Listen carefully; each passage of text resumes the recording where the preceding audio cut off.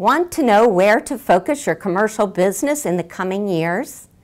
I'm Cynthia Shelton, Director of Investment Sales for Colliers International in Orlando. Let's take 5 minutes to talk about market opportunities in the investment and retail sectors and how you can spot emerging trends. While the commercial retail sector isn't back to pre-bust days, there are some prime opportunities. It's easier than ever for small retailers to relocate to locations or properties that they couldn't afford during the boom days. The key is to think outside the box, so to speak.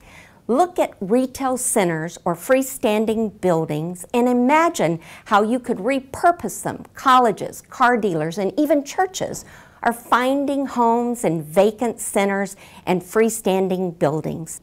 For example, when Valley Health Clubs closed in the Orlando area, Herzing University was able to utilize the space for a new campus. It gave the owner the ability to re-tenant the building with a long-term lease of 10 years. Think about your market. What tenants could take over big box spaces with a lot of parking space left for their tenants, and companies such as Kmart and Circuit City that are vacant? The answer may be in your own office. Talk to other sales associates. Who are their clients? What properties have they listed? Work together to build a team with complementary skills and knowledge, like a leasing agent, a tenant rep, property management, and someone from the investment sales. At my company, each of the market segment teams come together every 2 weeks. Office, industrial, multifamily, retail, and land. You find out who is working on what new properties or with new owners, investors, or tenants.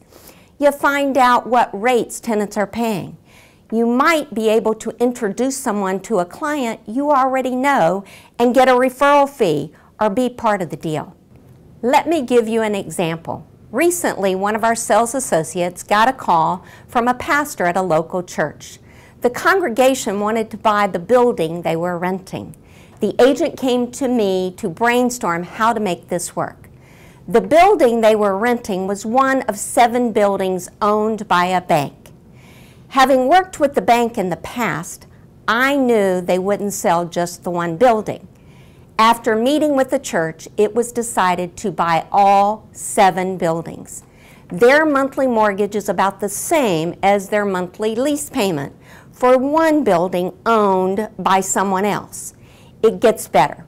We potentially will sell one of the 7 buildings this year to a tenant in the building, a doctor. This could pay about, 1/3 of their church's debt and reduce their monthly payments even more. So by working together with another sales associate and brainstorming the best option for the buyer, we took a $1 million sale and turned it into $3.5 million transaction. My favorite way to get leads is to make myself available to go on an appointment with other sales associates.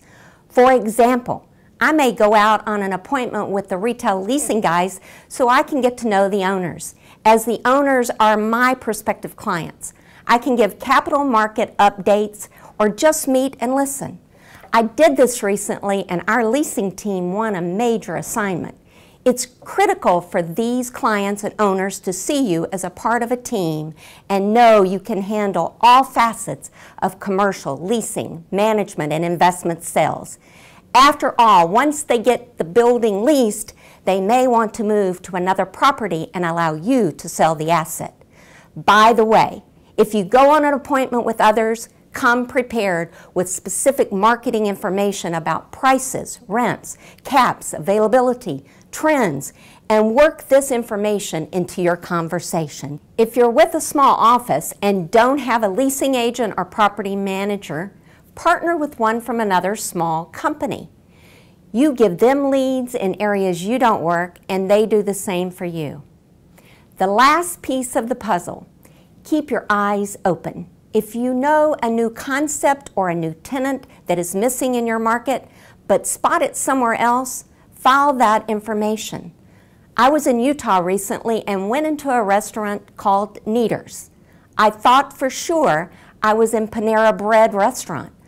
I brought that information to the attention of the Panera tenant rep broker with whom I work and told them, you need to know them because they are a competitor.